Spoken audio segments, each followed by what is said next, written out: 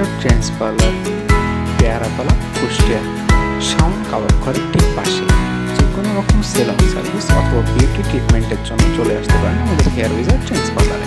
বর্তমানে আমাদের আউটলেটে হেয়ার কাট, শেভিং থেকে শুরু করে হেয়ার স্ট্রেটনিং সহ বিভিন্ন রকম ফেসিয়াল করা হয়। ফেসিয়ালের মধ্যে আছে সিলভার, ডায়মন্ড, গোল্ড এটসেট্রা। বর্তমানে আমাদের কিছু কম্বো অফার চালু আছে।